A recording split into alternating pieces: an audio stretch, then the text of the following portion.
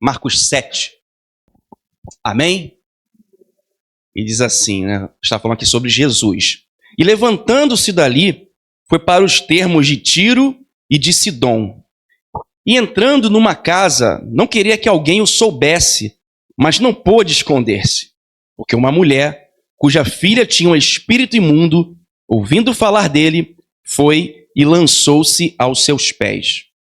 E esta mulher era grega, cirofenícia de nação, e rogava-lhe que expulsasse de sua filha o demônio.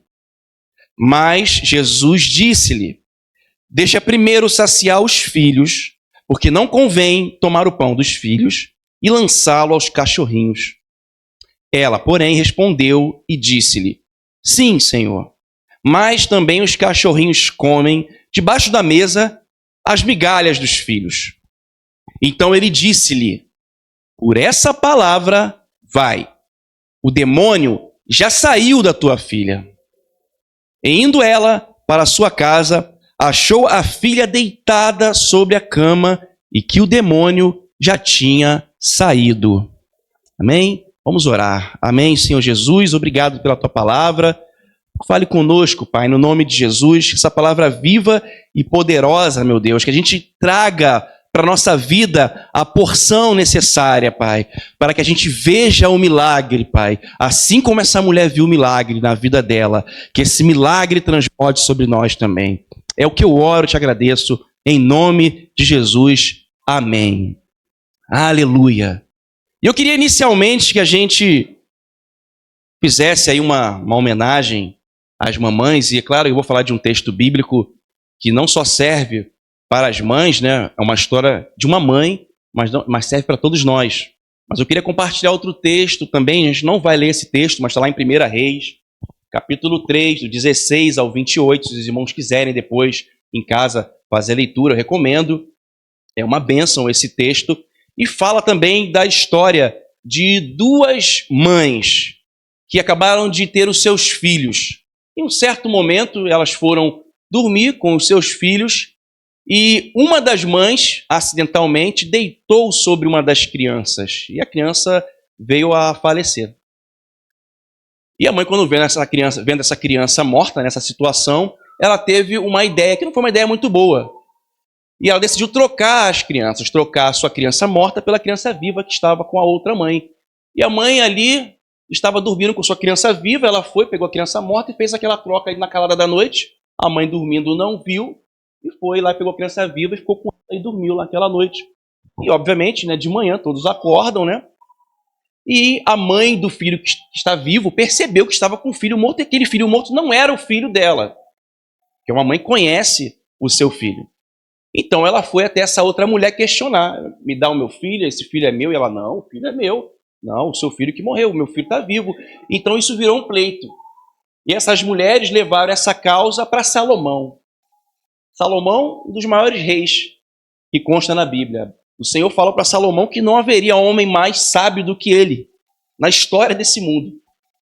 Então ele recebeu esse pleito, esse litígio entre essas duas mulheres, e ambas questionando e pleiteando ali a maternidade daquela criança que estava viva.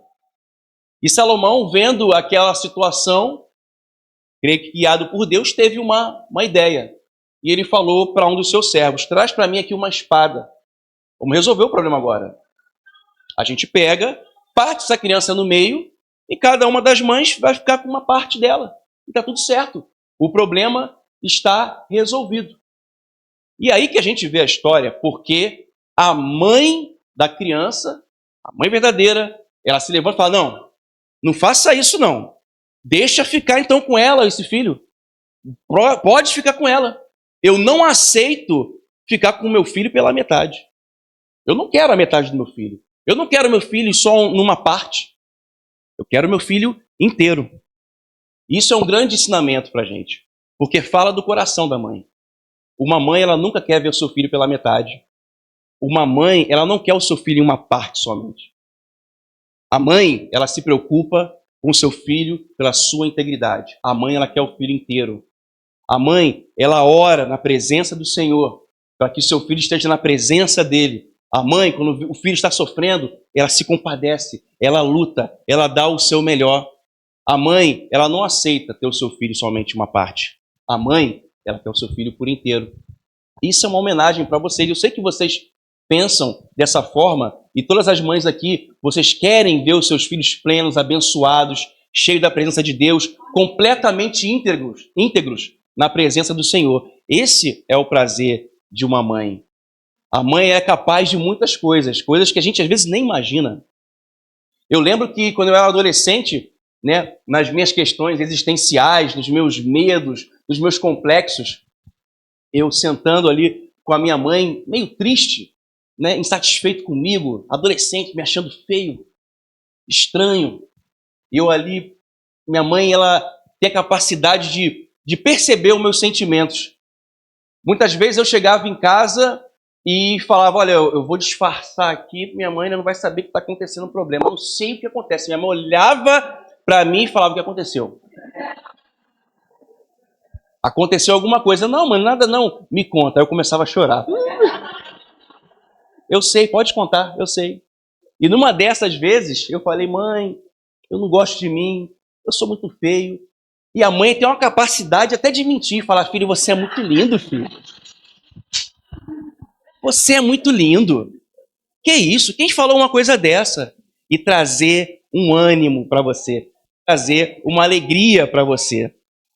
Eu lembro que minha mãe também, ela precisou trabalhar fora porque o meu pai, muito embora ele tivesse um bom salário, meu pai ele tinha um vício, ele bebia muito e ele gastava muito dinheiro com bebida e pouco sobrava para a gente.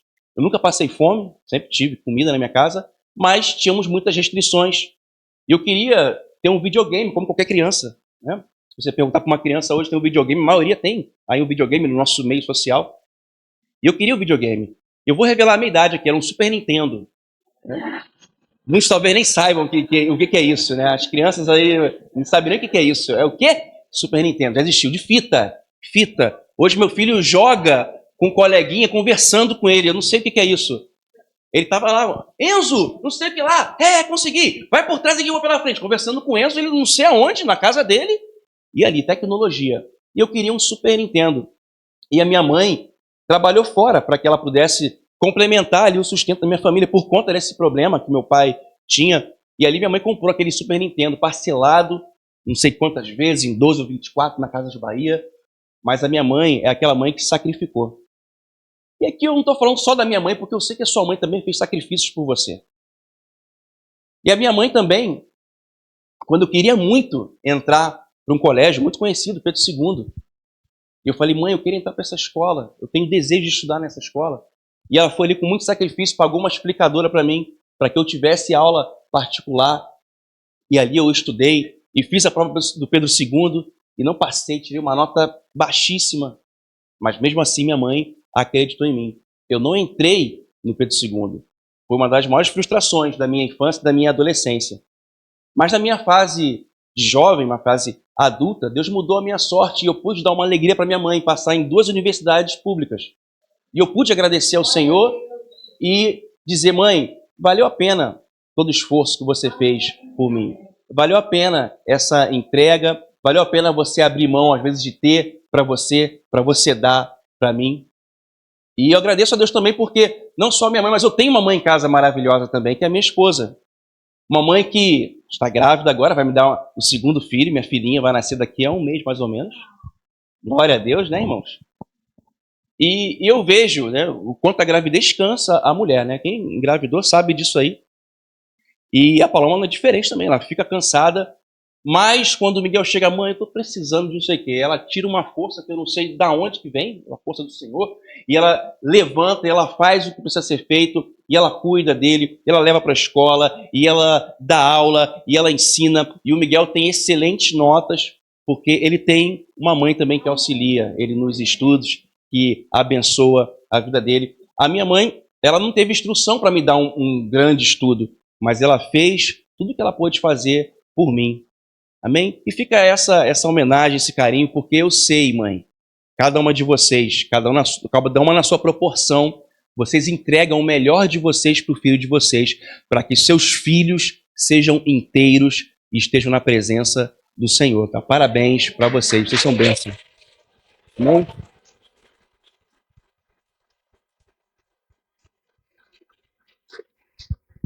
Aleluia. E agora voltando para essa mulher fenícia, uma mulher também que tinha uma necessidade. E ela via sua filha também sendo atormentada por espíritos imundos, assim a Bíblia fala, e ela não aguentava aquela situação. A sua filha não estava completa, lhe faltava alguma coisa. A sua filha, ela era possessa. Ela tinha uma grande necessidade. E essa mulher, ouvindo falar de Jesus, o seu coração se encheu de fé e ela foi até Jesus porque ela cria que se ela chegasse até Jesus, algo aconteceria diferente na sua casa, ela veria o milagre acontecer e a sua filha ficaria totalmente restaurada. Jesus, ele estava numa região de Tiro e ele saiu ali da Galiléia e foi para essa região. Jesus, ele estava em um momento de ensinamento para os seus discípulos e ele teve também ali um conflito com os fariseus também, onde ele disse muitas palavras duras para aqueles homens, e eu creio que, obviamente, como para todos, aquilo também era cansativo para Jesus. E eu falo aqui do Jesus 100% Deus e 100% homem. E Jesus, ele estava também cansado dessas batalhas também, havia um desgaste também sobre Jesus, e ele precisava, como todos precisam, de um momento para descansar, para se retirar, talvez daquele lugar de conflito, de confusão momentânea, ele pudesse se retirar para um momento ali, de ter um pouco de paz, vamos dizer assim, e estar próximo das pessoas, dos seus discípulos, no momento ali de descanso. Mas, como todos que têm o chamado, Jesus ele também teve o seu chamado aqui na terra e o cumpriu muito bem. Tem momentos que você separa até para o descanso, mas quando você tem o chamado, às vezes acontecem situações que você é levado a agir, e Jesus também, da mesma forma, ele foi impelido a agir diante daquela circunstância, daquela mulher que se apresentou para ele. E aquela mulher, ela chega diante de Jesus, ela se prostra diante dele e fala ali da sua necessidade de Jesus. A minha filha está possessa. Senhor, me ajuda. Expulsa o demônio que está nessa menina.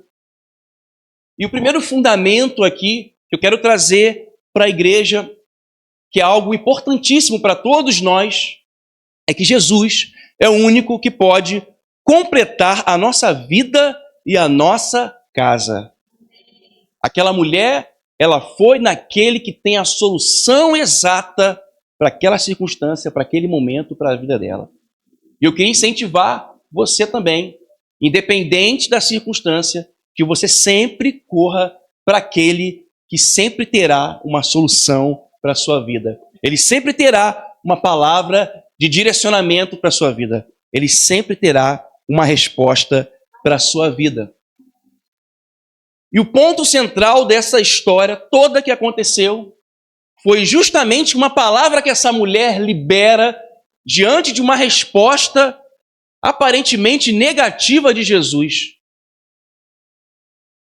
Ela chega a Jesus com a sua necessidade, Jesus ele responde dizendo que, em outras palavras, que não era aquele momento, que havia ali uma prioridade, e agora ela fala para Jesus que, mesmo que seja algumas migalhas, ela gostaria, parafraseando aqui, Senhor, pode ser migalhas, eu não me importo, eu sei que as tuas migalhas são suficientes para trazer transformação e mudança para a minha vida.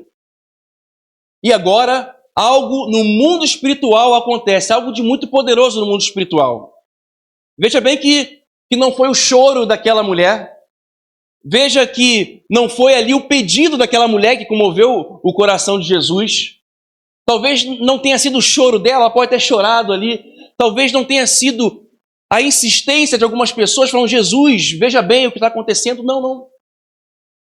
Uma palavra que ela lançou, que causou uma mudança extraordinária na sua vida.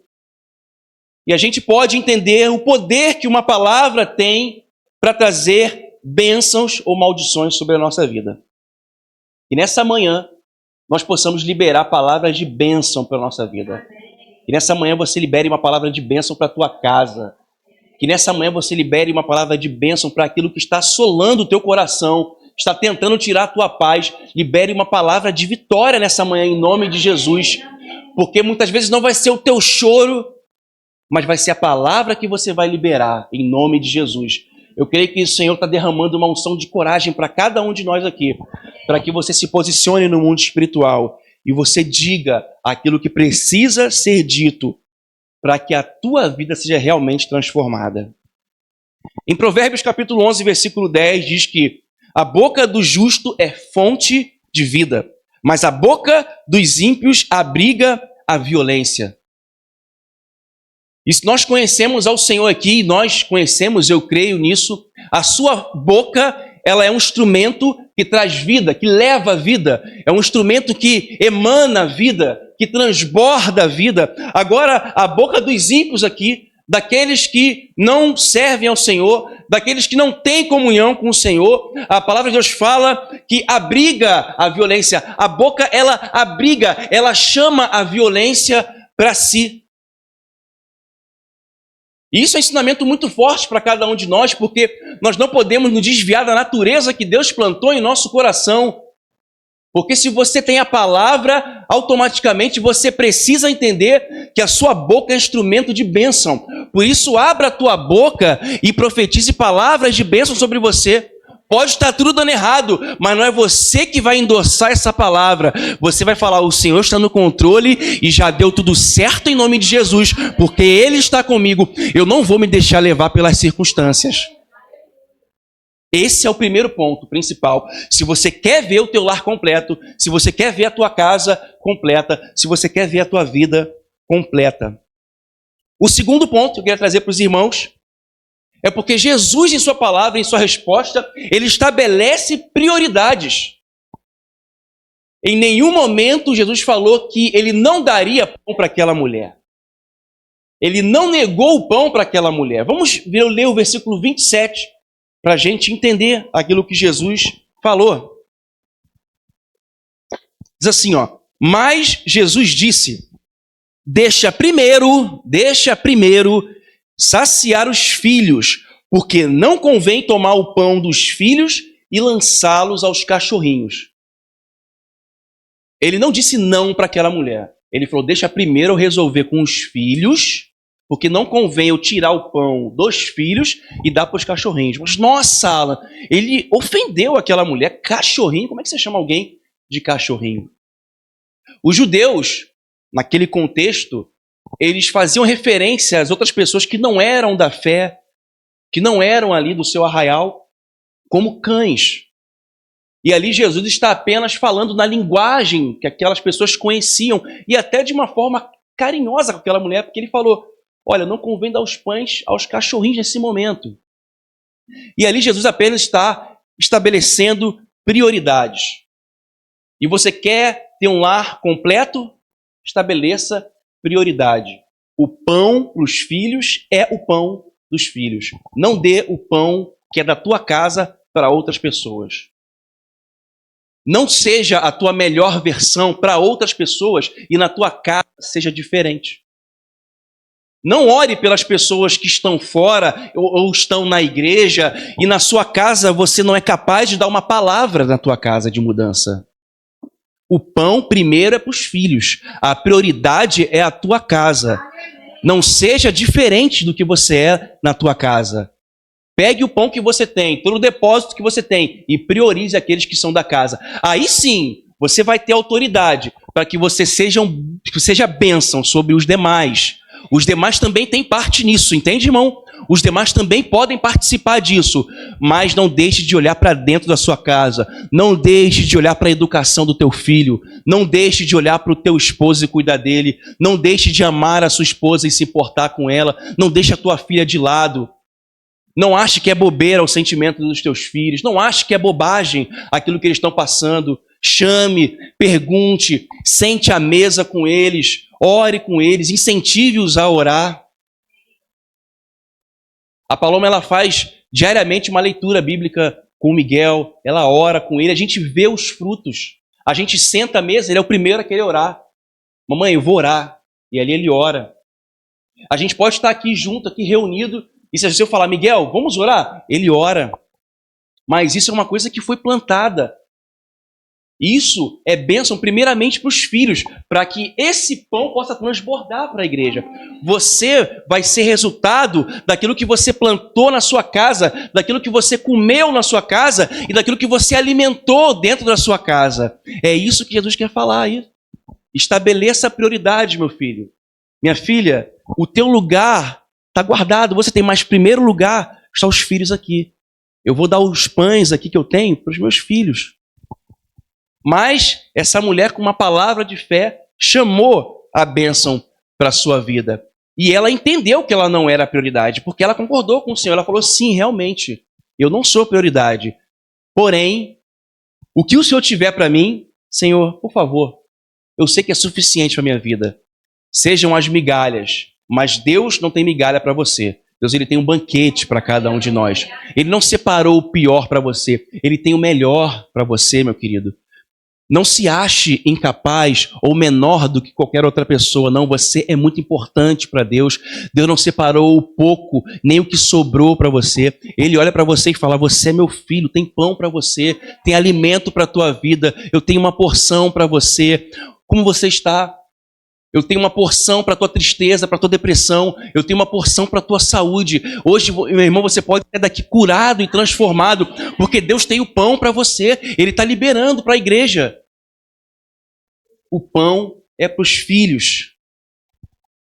E o terceiro ponto que nós precisamos entender é que haverá momentos que você não será prioridade para Deus.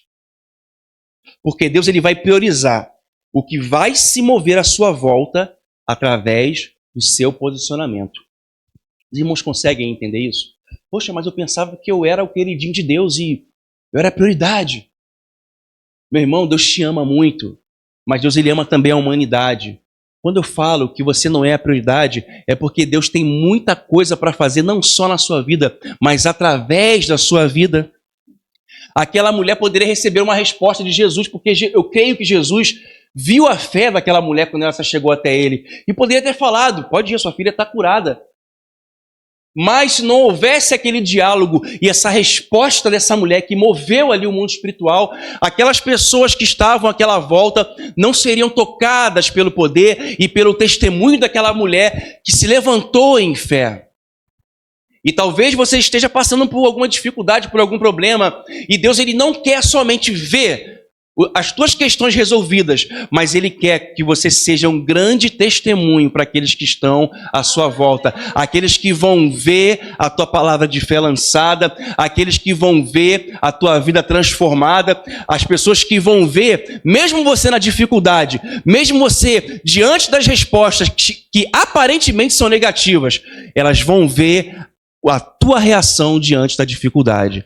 E aquelas pessoas viram a reação daquela mulher e elas foram transformadas. Deus não está olhando somente para você, mas ele olha para aquilo que está à sua volta e aquilo e naquilo que ele pode fazer sobre você. Eu estava conversando com o pastor Pedro semana passada e a gente estava conversando sobre quando ele estava em Macapá. Ele já contou aqui várias vezes, né, para a gente essa história, e a gente entrou num detalhe de que quando o Senhor chamou ele para voltar aqui para o Rio, ele estava muito bem financeiramente, tinha suas economias e estava ali projetando até ter a sua independência financeira, né? Já havia projeção para isso e Deus falou, olha, eu te amo, mas a prioridade não é você agora, eu viso almas. E ali ele entendeu o chamado, que não era somente sobre ele. Claro que o Senhor abençoa a vida do nosso pastor e abençoa até hoje, mas ele tinha planos muito maiores do que riquezas, do que posses. E hoje, se você está aqui, você é fruto dessa palavra que foi lançada sobre ele. E quando ele tomou essa palavra em fé, isso foi gerado no mundo espiritual. E hoje isso só está acontecendo aqui nesse momento, em Brenes Tijuca, 2024, você aqui, meu querido, porque alguém recebeu essa palavra e falou, eu vou seguir em frente, eu vou obedecer. Você é fruto da obediência, por isso obedeça, para que as pessoas comam do fruto da obediência que vai sair de você também, em nome de Jesus. Amém? Nem em todos os momentos seremos prioridades, mas Deus vai te usar para que aqueles que estão à sua volta vejam a mão dele sobre a tua vida. Amém? Aleluia. E o quarto ponto fala que Jesus ele foi movido pela palavra de fé e não pela necessidade. Enxergue as dificuldades como um momento de refinamento da sua fé. Abra comigo aí em 1 Pedro, capítulo 6, versículo 7.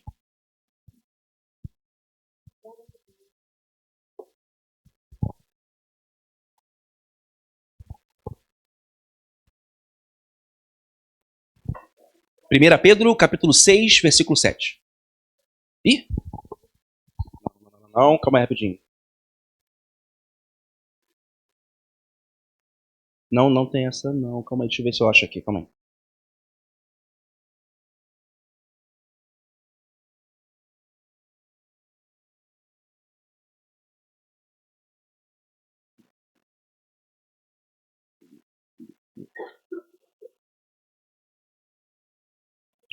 Perdão. 1 Pedro, capítulo 1, versículo 7. 1 Pedro, capítulo 1, versículo 7.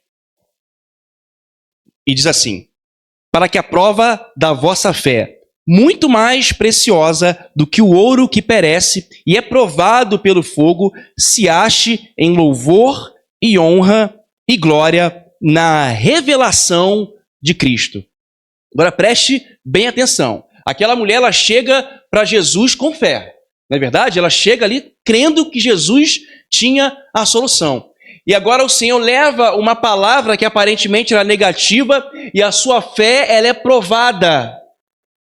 E a sua fé, ela é colocada à prova. E assim como é falado aqui no versículo, que a nossa fé é mais preciosa do que o ouro que perece e é provado no fogo. E a sua fé naquele momento é provada no fogo. E agora aqui, ela se manifesta com uma resposta e ela passa nessa prova. E muitas vezes você até tem muita fé, mas Deus ele vai proporcionar situações para que você aumente a tua fé, para que você veja a força que o Senhor colocou dentro de você, e você vai ver atitudes e reações que você talvez nem imaginaria que você tivesse, mas na verdade não é sobre você, é sobre aquilo que habita na tua vida. E você vai falar: meu Deus, muito obrigado, Senhor Deus, porque eu passei por mais essa situação, eu vivi isso aqui e agora eu saio mais forte, eu saio com a minha fé renovada, eu saio com a minha fé transformada. E é assim que Deus quer fazer com cada um de nós. Ele quer renovar a tua fé e a tua esperança.